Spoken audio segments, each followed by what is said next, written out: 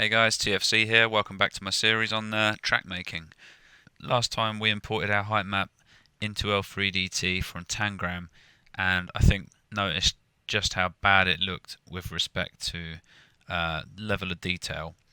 I'm sure you all noticed the same thing. Now, like I said in that video, that is what we get to work with.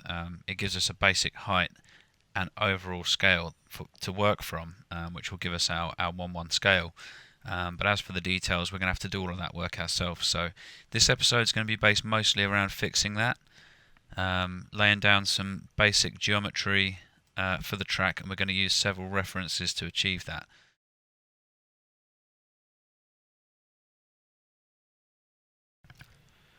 Alright, so we're now going to start sculpting our terrain and making it more like the real world equivalent, and we're going to do that using Chrome. The Google Earth version through Chrome has some really nice data on Maggiora and other locations, which is more up to date than the Google Earth app and definitely Google Maps. So as we can see, this is an absolutely perfect model to work from.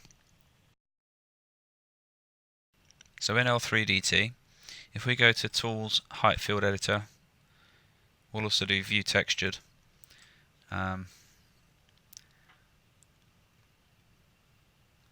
You'll notice that the terrain is absolutely huge, but it's not so big that we can't work on it. But this is going to be really difficult to work on this kind of scale and do the kind of changes that we want to do, because this is going to need quite a big overhaul. So we'll close that. We're going to get up our HMF file with these dimensions that we're using for the game, and we're going to resize accordingly. So if we go to Operations, Height Field, Resize Height Field, we're going to change that to 457. It's going to ask us if we want to retain the same physical map size, which basically means maintain the aspect ratio horizontally and vertically, and we don't want to do that because we're going to set a new horizontal scale anyway. We then want to go Height Field, Operations Height Field, change horizontal scale, set that to 1. What that's going to do, as I explained before, is it's going to make 1 pixel the equivalent to 1 meter. And we're then just going to check our vertical scale, so Operations Height Field, change vertical range, 0 to 62 is still good. Okay, so now if we go to Tools, Height Field Editor, you'll notice straight away that our map is a lot smaller, but it's actually the same shape horizontally and vertically because it's still got the right aspect ratio. So we'll go View Textured. For this I'm also going to go Options, Lighting, and turn off Runtime Lighting over Texture. Now that'll make it not only a lot easier to see, but it'll increase the performance. Okay. So this is perfect for being able to make some big changes to the terrain, and we'll scale it back to its original size before so we can use the detail. And we'll do that when we do the actual track path, the proper detail of the jumps, the berms, stuff like that. Alright, so in order to copy some of the real world height information from the Chrome Google Earth app, we're going to make use of the scale on the bottom right. So when we hover our mouse over a certain area, in the bottom right we get a readout of what the height is on that area. So if we hover the mouse over this kind of lot behind the building right here, we get 336 meters.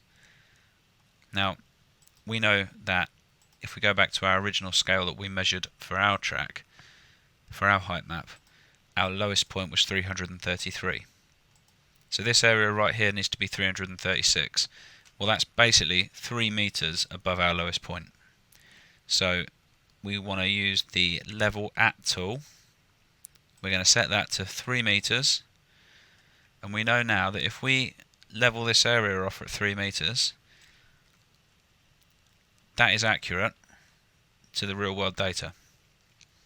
And we're going to use this principle and apply it to all the main areas on this track until we've sculpted our track out the side of this hill. Alright, so there's one really important thing to note, and that is that we use the Level At tool, not the Leveler. And I'll show you the reason for that. So the Level At tool is relative to the world. So if you set that to 3 meters, it's going to level 3 meters everywhere. So if I draw through this hillside, it's going to level it down to 3 meters. Yeah. If I drag from here to here, we'll see that it's exactly the same level all the way through. So I'll undo that.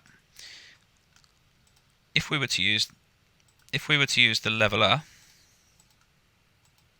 and set that to 3 meters, that's relative to the height map. So if I now draw on this hill, it's going to draw a flat plane 3 meters above the terrain, which we also don't want. Another thing to note is that if we leave that 3 meters in the leveler and go back to level at and set that to 3 meters, it will now level at 3 meters, but it will also add 3 meters to that. So now we are 3 meters above the real world data, which we don't want. So it's very important, stay away from the leveler, make sure we use the level at, and make sure we have no values in anything but the level at tool. Okay, so let's have a look at some other areas. So heading up this valley into the middle here, we're looking at 343 meters into this middle point by the bottom of this corner. Now 343 we know is bang on 10 meters above the lowest point that we measured, so that level at needs to be set to 10. And now we can draw at the bottom of this corner here. There we go, and that's 10 meters above our lowest point, which again is going to reflect real world data. So now what we can do is we can select the bulldozer. We can take off the edge slope, take off the edge width, and leave vertical offset to 0. Now what that tool does is it will allow us to create a slope from this point all the way down to this point, because that's a flat area. If we look at Chrome, it's a flat area all the way up. The only way it's going to get there is a gentle slope. So we know now that we can level that. We can level that back to the concrete there, and that is going to be accurate. So let's have a look at some other areas. We can just finish this off quickly. So we want level at 3 meters again. We're just going to bring this out this way. We'll join that up there. We're going to bring this out this way. Now I know that the start funnel does go uphill slightly, so we're going to check to see what that goes to. And at the very peak of that is 339, which is 6 meters above our lowest point. So we want level at 6 meters, and we can draw right there, and then we can get the bulldozer and we can do a gentle slope up to that point. So now our start funnel has the correct incline and it rises to the right level. Okay, so I'm not that concerned about the off track for the moment, so we'll use the bulldozer and we'll just take it down, nice gentle slope from the 3 meters down to the bottom.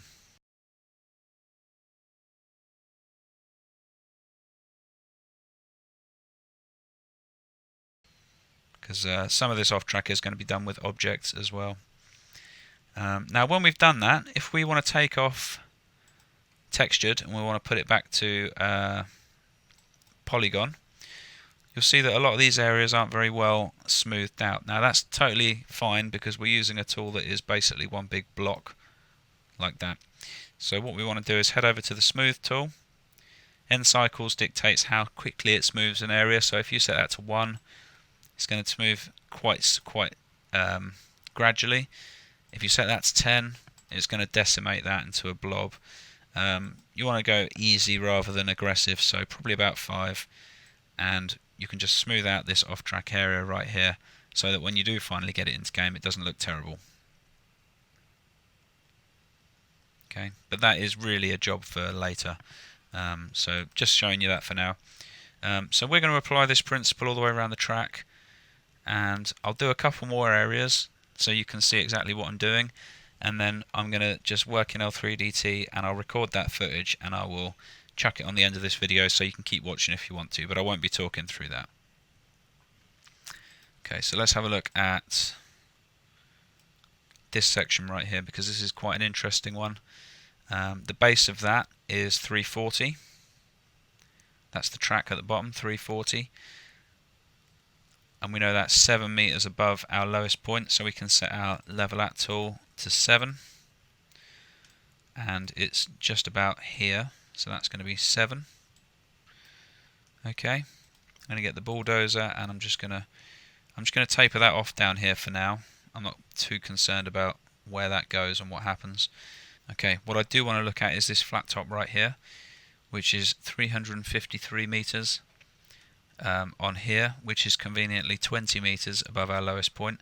So we can go to our level at tool, pop that to 20, and from the peak of that there, let's go for about here for now, we can level that off at just there. So I also want to see where exactly that slope starts, and it's roughly on that line there, so we'll go for that. And I want to see what it is at the bottom of that corner. So 339, okay, and that is 6 above, so level at, and we're going to go 6 meters. So I'm going to whack that in there at the bottom of the corner. We'll come out a little bit and we'll head up this way a little bit as well. We'll do the same this way. Now I'm going to get the bulldozer. I'm going to make it smaller with the mouse wheel, probably about there, and I'm just going to draw down there like so, and we're going to come out and just taper off the bottom. There we go. So that looks pretty good to me. It's possible I might need to bring that back a little bit, but that will do for now. And we're going to do the same with this corner here. I'm going to check out how high it is at the bottom there, which is 344. Okay, and that's going to be 11 above. So we want level at, and we want to set that to 11. And we want to draw just at the base of that corner there, so we know what it goes down to. I'll bring it this way a little bit as well, like that. And then we're going to get the bulldozer. That is also a nice gentle slope up to about here.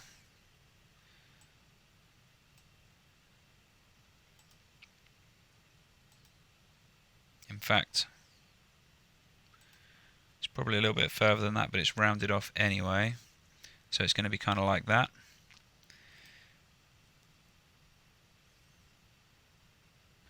And I'm just going to extend this top right here. So that was 20. We don't want that in bulldozer. And I'm just going to extend that top right here. So level at, I think this one was 20.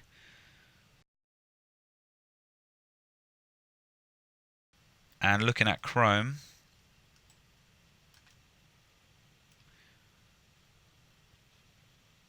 there's probably the peak of the jump. Again, jump's not too important right now, but I do want to get the surrounding scenery as spot on as possible.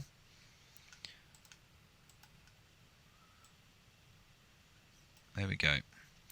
Okay, so we know the floor down here is correct. We know this corner is correct. We know this corner is correct. We know the top is correct. The gradients we can roughly guess. We know that that is going to be pretty much spot on. So all we need to do now is we need to fill in this hillside. And to do that, we use the bulldozer tool with 0 offset. And we're just going to draw down like that. Do it in small bits. This is really just a rough guide for now, because when we're happy with this, we're going to increase the track size back to what we had before, so we get the detail, and we're going to focus on every section.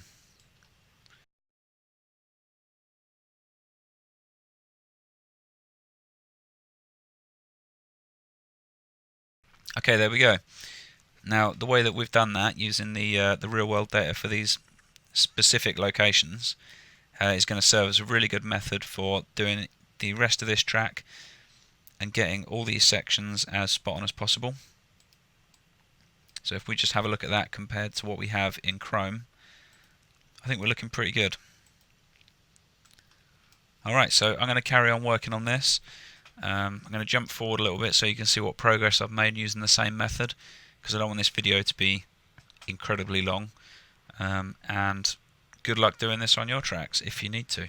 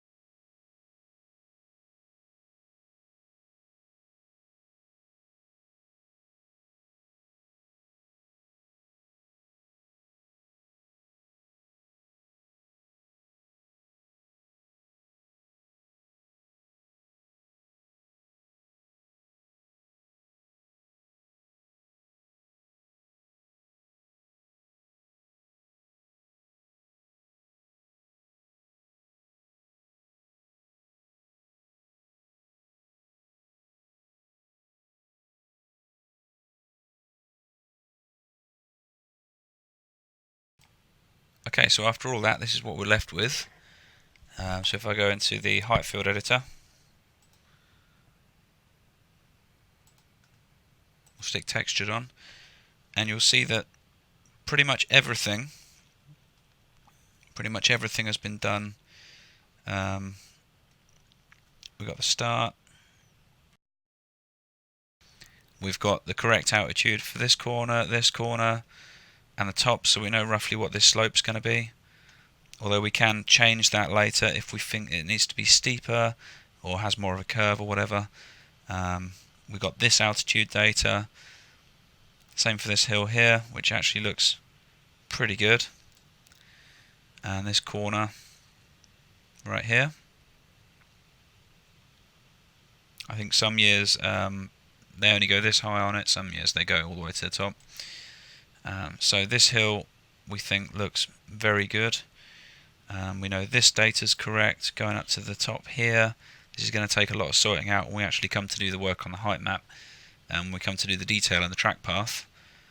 But the altitude is correct. We know the top of this is correct. This tabletop here is good. This corner, down to this corner, down back into the track from this corner is all good. The altitude here and here was checked. This is some years, this is a jump, so we can add that in if it's part of the layout that we're doing. And flying back down this section, we know that this is all good. This is something that I'm going to look at because I'm not sure if I'm going to continue on up there or stop here, depending on what year we're doing. Again, nothing's really specific at the moment, but I will be making a decision at some point on that one. So coming back in down here, and we know that this flat section is perfect, around this corner and back onto the start straight. So if we compare that with Google Earth, especially this section right here, which looks like a bit of a mess, we'll see that we actually look very good. So I think it was well worth taking the time and getting that right, because we now have what I would consider to be an excellent base to start making our track from.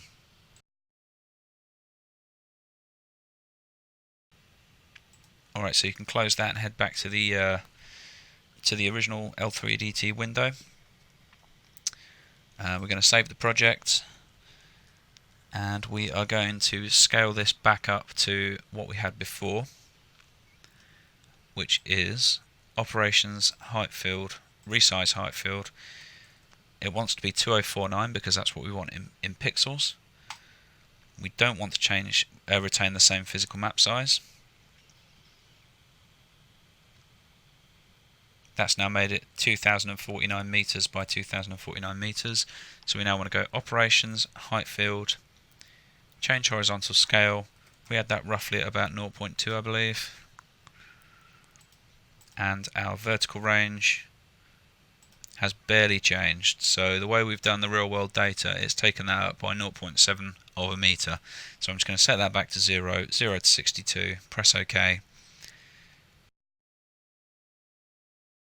Now if we go to Tools, Height Field Editor 3D, we'll stick Textured on.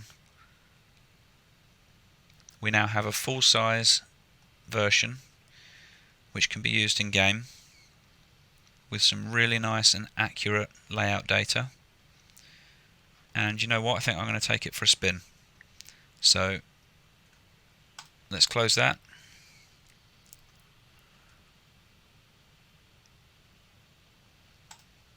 And I'm just going to run through the process of getting this in game really quick. So File, Export, Active Map Layer.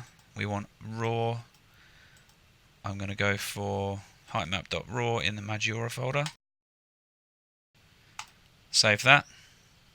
OK. That's exported. We're going to do trh.bat, centerline.bat, map.bat,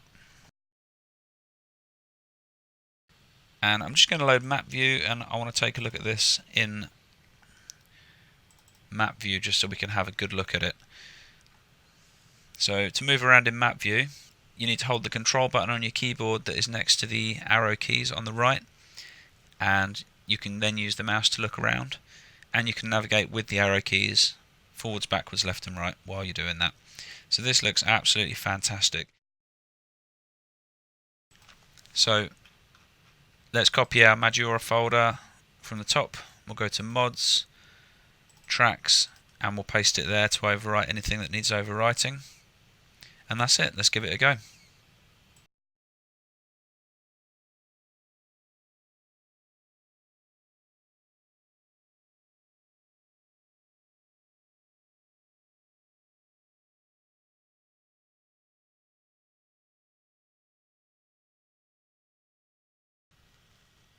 One thing I can tell from just riding that real quick is I'm really excited by this track. I think it's going to be a great track when it's finished. If you imagine riding that bit in all the detail that you can bring to a track in MX bikes. The elevation's just awesome. The scale is awesome. Everything about it's a great track. So that's going to about wrap it up for this one. It's been a really good episode again. We've done some great sculpting on the Heightmap to get that look and feel just like the real track. We've got just the right elevation, all real world stuff, and we've even managed to test it out in game. So coming up next time, we will be looking at the method I use from translating what we've got from our one single texture tile, our big overlay.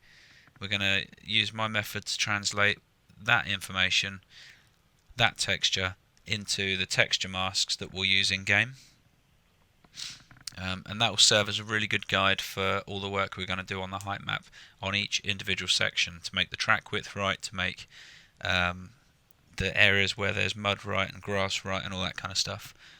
And for that we'll be using both L3DT and GIMP and a bit of Google Earth as well.